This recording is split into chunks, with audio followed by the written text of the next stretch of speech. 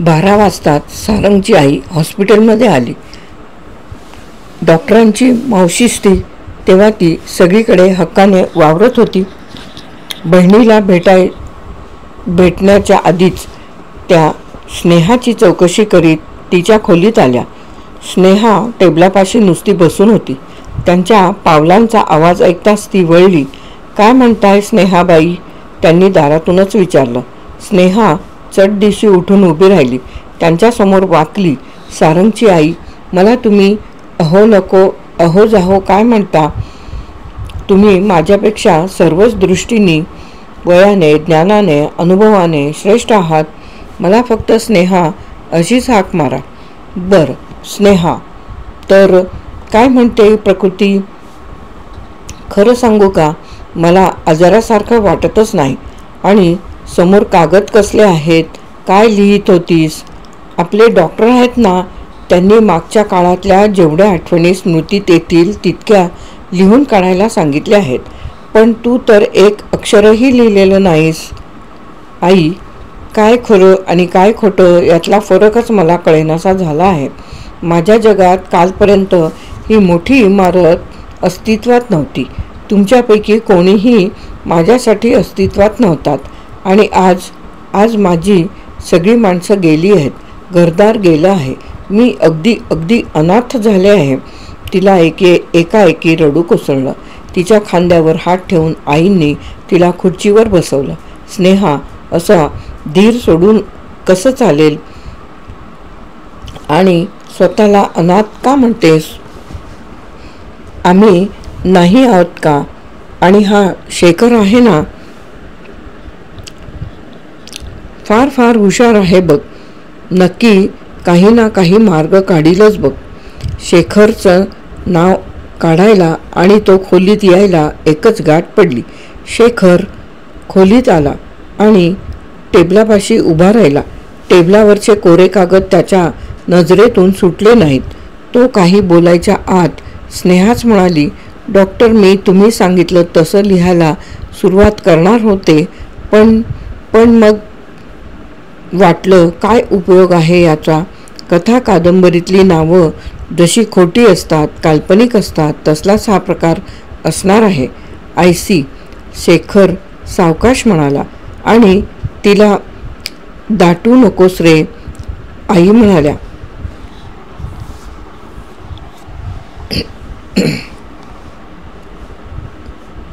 मावशी, समजा मी दाटलं, त्याचा काही फायदा होणार आहे का?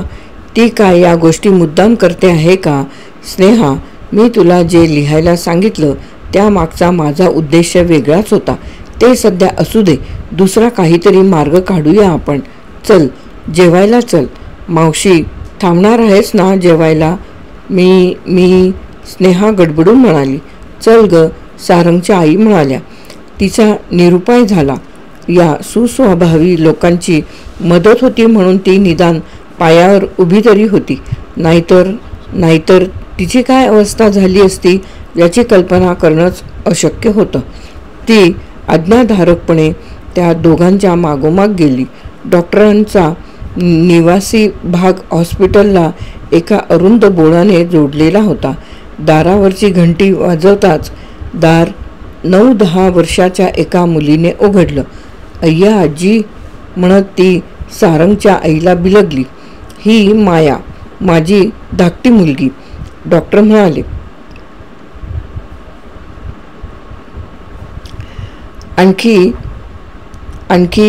आणखी एक मुलगा आहे, हिच्यापेक्षा 2 वर्षांनी मोठा आहे. आज रविवार आहे ना, सगळे मित्र कुठेतरी सहलीवर गेले आहेत. ये. आणि मग जरा पुढे आल्यावर ते म्हणाले, माया, ही स्नेहा जरा बरं नाही म्हणून आपल्या हॉस्पिटलमध्ये आली आहे. तुझ्या आईची खूप जुनी मैत्रीण आहे. मग मी तिला स्नेहा मावशी म्हणू? मायाने विचारलं. अगदी खुशाल, डॉक्टर हसत म्हणाले.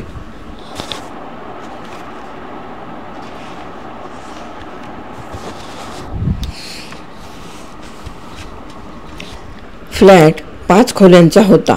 आतल्या मोठ्या किचनमध्येच जेवायचं टेबल होतं आणि वैजयंती ताट वाट्या भांडी मांडत होती. एकदा स्नेहाला वाटलं मदतीसाठी आपण पुढे व्हावं. अर्थात वैजयंतीने तिला कशालाही हात लावू दिला नसता आणि तो नुसता देखावाच झाला असता. तयारी होताच स्नेहा दाखवलेल्या ठिकाणी बसली खरी, पण काही केल्या तिचा संकोच, बुजरेपणा कमी होईना. या लोकांच्या या अगत्यावर, पाहुणचारावर आपला काहीही अधिकार नाही ही गोष्ट काही केल्या ती विसरूच शकत नव्हती. संभाषणातही ती अगदी नाममात्र भाग घेत होती. सारंगची आई आणि वैजयंती दोघेही तिला हे घे, हे पहा असा वेगवेगळ्या पदार्थांचा आग्रह करीत होत्या. डॉक्टर स्वतः काहीच बोलत नव्हते, फक्त तिचं निरीक्षण करीत होते. जेवण एकदाचं उरकलं तेव्हा स्नेहाला अगदी हायसं वाटलं. हात धुवून होताच ती डॉक्टरांना म्हणाली, मी जरा खोलीत जाऊन पडू का? इथेच एखाद्या खोलीत विश्रांती घे ना. वैजयंती म्हणाली, हो इथेच थांब, मला दुपारी तुला काही सांगायचं आहे. डॉक्टर म्हणाले, रविवारचा मी सहसा हॉस्पिटलमध्ये जात नाही. ही माया तुला दाखवील खोली. झोप आली नाही तर पुस्तकं आहेत, टेप आहेत. खरंच जा तिच्याबरोबर. तिचा हात धरून तिला ओढत माया म्हणाली, खरंच चल ना स्नेहा मावशी. आणि अर्थात स्नेहाचा निरुपायच झाला. ही आमची खोली. शेजारच्या खोलीत स्नेहाला ओढत नेत माया म्हणाली. खोलीत एकावर एक असे 2 बंक होते. भिंतीवर फोटो होते. त्यातल्या एकाकडे स्नेहाला नेत माया म्हणाली, हा अजय दादा. त्या भिंतीवर खूप फोटो होते. आई वडील, मुलगा मुलगी, अवी, बेबी मुन्ना. तिच्या काळजात अशी काही कळ आली.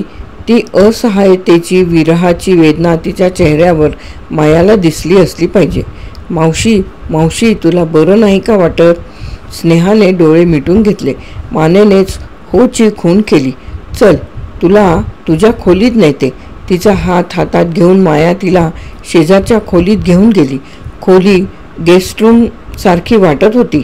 सर्व सोयींनी सज्ज, पण वापरात नसल्यासारखी. रेडिओ लावू का, टेप लावू का, माया विचारत होती. कोणाची कोण पोर ही, पण केवढी आपुलकी, कशी काळजाला भिडत होती. डोळ्यांत पाणी आलं नाही तरच नवल. मावशी मावशी काय झालं ग? अगं मला की नाही बरं वाटत नाही. मी पडते हा जरा वेळ. स्नेहा पलंगावर बसता बसता म्हणाली. म्हणूनच बाबांनी तुला हॉस्पिटलमध्ये ठेवलंय वाटतं. माया म्हणाली, हो ना ग. डोळे मिटूनच स्नेहा बोलत होती. मावशी माझे बाबा की नाही फार हुशार डॉक्टर आहेत. अगदी सगळे असं म्हणतात. तुला नक्कीच बरं करतील. हो ना, तुझी आजीही तेच सांगत होती. मग मी जाऊ आता? हो अगदी खुशाल जा. किती छान मुलगी आहेस ग तू. माया खोलीतून गेली. स्नेहा तशीच डोळे मिटून पलंगावर पडून राहिली. या लोकांच्या उपकाराचं ओझं क्षणाक्षणाला वाढतच चाललं होतं. पण ती काय करू शकत होती? हा काही एखादा हिंदी सिनेमा नव्हता ज्याच्यात रात्री अपरात्री अंगावरच्या वस्त्रानिशी चांगल्या घरती बायका रस्त्यावरून धावत सुटतात. ती एवढंच करू शकत होती.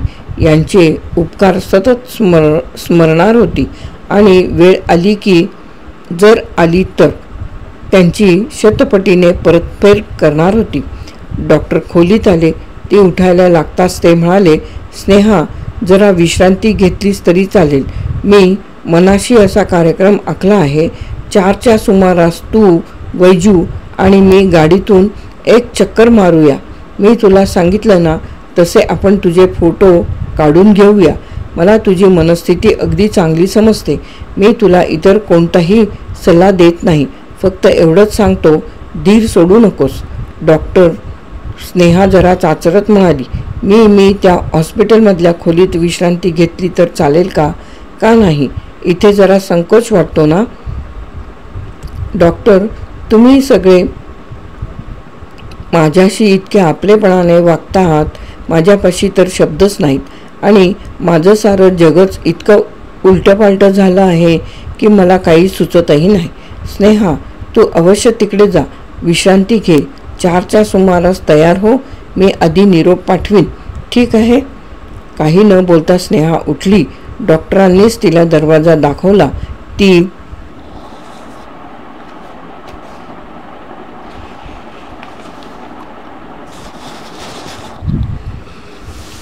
सरळ तिच्या खोलीत आली आणि तशीच कॉटवर आडवी झाली. डॉक्टरांनी लिहिण्यासाठी दिलेले कागद टेबलावरच राहिले होते आणि खिडकीतून आलेल्या वाऱ्याने ते उडून साऱ्या खोलीभर पसरले होते. तिने जर त्या कागदावर काही आठवणी लिहिल्या असत्या तर त्याही अशाच वाऱ्यावर उडणाऱ्या कागदाच्या कपट्यासारख्या दसदिशांना विखुरल्या असत्या.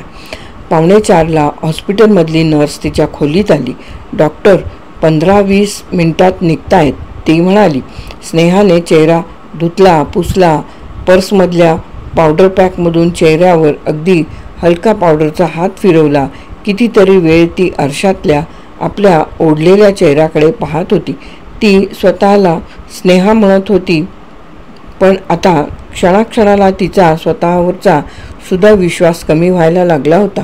ज्या सामाजिक संबंधाच्या, ज्या नात्यागोत्यांच्या, ज्या परिचितांच्या आधारावर तिचं आजवरचं सारं आयुष्य आधारलेलं होतं, ती सर्व माणसंच अस्तित्वात नव्हती. केवळ तिच्या मनाची काल्पनिक निर्मिती होती. वाऱ्यावर उडणाऱ्या कागदाच्या कपटासारखी ती दिशाहीन अवस्थेत बिरबिरत चालली होती. निराधार म्हणजे काय याचा तिला या क्षणी खरा अनुभव येत होता. अगदी निव्वळ योगायोगाने त्या सारंगची गाठ पडली म्हणून, आणि ते सर्व लोक सुस्वभावी होते, परोपकारी होते म्हणून ती या क्षणी इथे होती. नाहीतर तिची अवस्था काय झाली असती? हवालदिलपणाचा, निराशेचा हा अगदी नीचतम बिंदू होता. तिची अवस्था बिकट होती, पण ती सर्वस्वी एकटी नव्हती. तिच्या मदतीला हे सर्व होते, पण त्यांच्यावरचं ओझं तिने जमेल तेवढं कमी करायला हवं. स्वतःही उभारी धरायला हवी. जो स्वतःसाठी धडपड करतो त्याला देवही मदत करतो. नाही, त्यालाच देव मदत करतो. डॉक्टर खोलीत आले तेव्हा ती तयार होती. वैजयंतीच्या ऐवजी मायाच त्यांच्याबरोबर आली होती. पुढच्याच सीटवर तिघही बसले होते. दर चौकात गाडी थांबवून डॉक्टर स्नेहाला विचारत होते, हा रस्ता कुठे जातो? आणि परत पुढच्या चौकात तेच. 4-5 वेळा असं झाल्यावर ते म्हणाले, स्नेहा, शहराची तुला किती माहिती आहे ते पाहत होतो. तुला शहराची अगदी पुरी माहिती आहे. पण आपण हा शोध कशासाठी घेत होतो हे मात्र त्यांनी तिला सांगितलं नाही. गाडी एका फोटो स्टुडिओसमोर थांबली. गाडीतून उतरण्याआधी डॉक्टर म्हणाले, स्नेहा, मी तुला सांगितलं होतं ना, तुझे फोटो आपण वेगवेगळ्या हॉस्पिटलमध्ये वेगवेगळ्या डॉक्टरांकडे पाठवू. मग चल तर फोटो काढून घेऊया. पोलोराईड कॅमेरावर ताबडतोब तिचे फोटो काढून मिळाले. गावात एक मोठी चक्कर टाकून ते हॉस्पिटलवर परत आले. गाडी आवारात शिरताच माया पळत तिच्या घरी गेली. डॉक्टर स्नेहाबरोबर तिच्या खोलीत आले. ते स्वतः एका खुर्चीत बसले आणि म्हणाले, स्नेहा, बस, मला तुझ्याशी काही बोलायचं आहे. जरा साशंक मनानेच ती कॉटवर बसली. तुला तुझ्या आठवणी लिहून काढायला सांगितल्या होत्या. त्यामागे 1-2 कारणं होती. एक तर तुझ्या मनाला काहीतरी उद्योग मिळाला असता, आणि दुसरं मला पाहायचं होतं तुझ्या मागच्या आठवणी सलग तर्कशुद्ध आहेत का नाही ते. अर्थात त्या न लिहिण्यामागचं तुझे कारण दिलंस त्यात थोडाफार तरी तथ्याचा अंश आहेच. जरा वेळ थांबून ते म्हणाले, स्नेहा, हा प्रकार मला साध्या ॲम्नेशियाचा, विस्मृतीचा वाटत नाही. आताच्या आयुष्याशी तुझी संपूर्ण फारकत झालेली आहे. ज्या व्यक्तींची तू नावं सांगतेस त्यापैकी या घटकेस तर कोणीही अस्तित्वातच नाही. पण तुझ्या आठवणी मागची या शहराची पार्श्वभूमी खरी आहे. तुला सर्व शहराची पूर्ण माहिती आहे. तेव्हा तू समाजाशी झालेली ही फारकत काळात किती मागे जावे ते मला पाहायचं होतं. रस्त्याला फुटलेला एक फाटा माणसाने घेतला की त्या पुढच्या वाटेवर त्याला ठिकाणं लागतात, माणसं भेटतात. ती जर त्याने हा फाटा घेतला नसता तर कधीही कळली नसती. माझ्या मते तू असाच एक कोणता तरी फाटा घेतला आहेस आणि त्या रस्त्यावर तुला अगदी वेगळी माणसं भेटलेली आहेत. तुझ्या आठवणीवरून असा जर काही प्रकार झाला असेलच तर तो किती काळापूर्वी झाला होता याची काहीतरी कल्पना आली असती. पण असो. ते जरासे हसत म्हणाले, स्नेहा, तो काही एकमेव मार्ग नाही. जरासा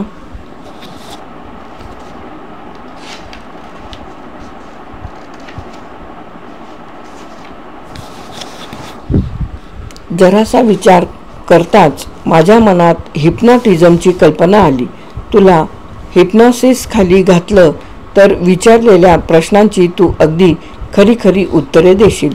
हिप्नॉसिस खाली? स्नेहाने घाबरून विचारले. अगं, एवढं घाबरण्यासारखं यात काहीही नाही. त्यासाठी इंजेक्शन नाही, गोळ्या नाहीत, काही नाही. एवढंच नाही तर तुला हिप्नॉसिस खाली घालणारा तुला स्पर्शही करणार नाही. तुझ्यापासून 5-7 फुटांवर बसेल. त्या अवस्थेत तुला तुझं नाव, पत्ता, नातेवाईक, व्यवसाय, ओळखी, छंद इत्यादी बद्दल विचारलं तर तू अगदी खरी खरी उत्तरं देशील. तू आता तुझी जी हकीकत सांगत आहेस त्याच्याशी ती नवी माहिती कितपत जुळते हेही पाहता येईल. स्नेहा, खरंच घाबरायचं काहीही कारण नाही. पण आपल्याला हा तपास करायलाच हवा, नाही का? अर्थात हा प्रश्न तिला निरुत्तर करणारा होता. पण डॉक्टर, त्या माहितीसाठी हिप्नॉसिस खालीच घालण्याची काय आवश्यकता आहे? तुम्ही नुसतं विचारलं तरी मी त्या सर्व प्रश्नांची उत्तरं देऊ शकणार नाही का? डॉक्टर जरा हसत म्हणाले. उत्तरं देशील, पण ती खरी असतीलच याची शाश्वती नाही. हा, अशी रागावू नकोस. तू जाणून बुजून खोटं सांगशील असं मला मुलीच म्हणायचं नाही. पण मनासारखं फसवं काहीही नाही. कोणत्या तरी गुप्त छुप्या नियमांनुसार मनाचं कार्य चाललेलं असतं. संस्कारांनी, शिक्षणाने, निरीक्षणाने, मनाने समोर काही आदर्श निर्माण केलेले असतात. त्यांना धक्का लागलेला मनाला सहन होत नाही. तू अगदी सहजच विचारशील, तुझ्या प्रश्नांची या गहन शस्त्रचर्चेचा काय संबंध आहे? तर मग ऐक. काही ना काही कारणाने तुझी भोवतालच्या सत्यसृष्टीशी फारकत झालेली आहे. तुझं खरं नाव, पत्ता, नातेवाईक हे सारं तुझ्या मनाने तुझ्यापासूनच लपवून ठेवलं आहे. असं कसं शक्य आहे डॉक्टर? का शक्य नाही? मनाच्या व्यापाराची आपल्याला काय कल्पना आहे? एखाद्या गोष्टीवर माणसाचा ठाम विश्वास बसला की त्यासाठी तो प्रत्यक्ष प्राणांचीही आहुती द्यायला तयार असतो. मग भले सर्वसामान्यांच्या दृष्टीने ती कल्पना असंभाव्य व वेडेपणाची असो. पण स्नेहा, या क्लिष्ट उचापतींनी तू आपलं डोकं शिणवून घेऊ नकोस. मी जे काही करीन ते तुझ्या हिताचंच असेल याची खात्री आहे ना? हो, ती तत्काळ म्हणाली. मग झालं तर माझ्यावर विश्वास ठेव. तुला त्यात कोणताही धोका नाही. झाला तर फायदाच होईल. हे तुम्ही म्हणता ते केव्हा येणार आहेत? आज रात्रीच 8च्या सुमारास. त्यांना बोलावलं आहे. आजच? हो, शुभस्य शीघ्रम. तू आता खोलीतच थांब. अमुकच कर असं सांगत नाही. विश्रांती घे असंही सांगत नाही. कारण तुला शारीरिक व्याधी अशी कोणतीच नाही. 7:30च्या सुमारास मी त्यांना घेऊन येईन. ठीक आहे? हो, ती खालच्या आवाजात म्हणाली. डॉक्टर गेले आणि 5च मिनिटात तिच्या खोलीचं दार दाढदिशी उघडून ती 2 मुलं आत आली. माया आणि तिचा भाऊ. मावशी, हा मोहन, माया म्हणाली. मोहन दिसायला डॉक्टरांसारखाच होता आणि मायापेक्षा वयाने जरा मोठा होता. तेव्हा तिच्या इतका भाबडा नव्हता आणि तोही स्नेहाकडे उत्सुकतेने पाहत होता. आता तो म्हणाला, मावशी, तू आमची खरी मावशी आहेस का? त्याच्या प्रश्नाने तिला आणि मग त्या दोघांनाही हसू आलं. अरे, खरी मावशी असते तर तुमच्या घरीच नसते का राहायला आले? मला या मायाने मावशी बनवलं आहे. पण मावशी, माया म्हणाली, आई काही अशी तशी नाही आहे हो. तिला पसंत होतं म्हणूनच तिने परवानगी दिली. हो, आहे खरी तुझी आई छान. स्नेहाच्या डोळ्यांना लगेच पाणी आलं. मावशी, काय झालं ग? काही नाही ग, खरंच काही नाही. असंच होतं बघ, एकाएकी कशाने तरी वाईट वाटतं नि मग रडायला येतो. म्हणून बाबांनी ठेवलं आहे हॉस्पिटलमध्ये. मोहनचा प्रश्न. दार उघडून वैजयंती आत आली. मुलांना पाहताच ती म्हणाली, वाटलंच मला इथे असाल असं. आई, मी मोहनला नुसती मावशी दाखवायला इथे आणलं होतं. ती काय शोभेची वस्तू आहे? वैजयंती रागावून म्हणाली.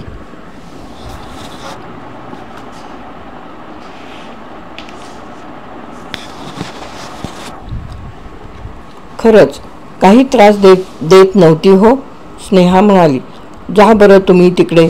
वैजयंतीने दोघांना पिटाळलं. मुलांना काही समजत नाही, कोणाची काय अवस्था असते. वैजूताई दोघं खरंच प्रेमाने आली होती. स्नेहा म्हणाली, मला माहीत आहे मी इथे उपरी आहे. माया मला मावशी म्हणायला लागली तेव्हा तुम्ही तिला अडवलं नाहीत. पण मी स्नेहा, वैजयंती रागाने म्हणाली, भलतं सलतं बोलू नकोस. आणि तुला एक सांगते, डॉक्टर काही उगाच तुला इथे ठेवून घ्यायला राजी झाले नाहीत बरं का. तुझ्या बाबतीत काय घडलं असावं याचं कोडं त्यांना काही केल्या सुटत नाही. ते आज संध्याकाळी एका हिप्नॉटिस्टला आणणार आहेत. बघ, सर्व बाजूंनी त्यांचे प्रयत्न चालूच आहेत. वैजयंती स्नेहाजवळ आली आणि तिच्या खांद्यावर हात ठेवून म्हणाली, स्नेहा, काल रात्री तर तू इथे आलीस, अजून 24 ताससुद्धा उलटले नाहीत आणि हे गुंते असे चुटकीसरशी सुटतात का? त्यांना वेळ लागतो. तेव्हा धीरानं घे. मी उपरी आहे, परकी आहे असे नाही ते विचार मनात आणायचे नाहीत. कबूल? हो. प्रॉमिस? हो. केव्हा येणार आहेत ते हिप्नॉटिस्ट? 7:30च्या सुमारास. मग तू माझ्याबरोबर आताच चल. मुलंही भुकेलेली आहेत, त्यांच्याबरोबर 2 घास खाऊन घे. चल. स्नेहाने कितीही आडेवेडे घेतले तर वैजयंती तिचं काहीही ऐकून घ्यायला तयार नव्हती.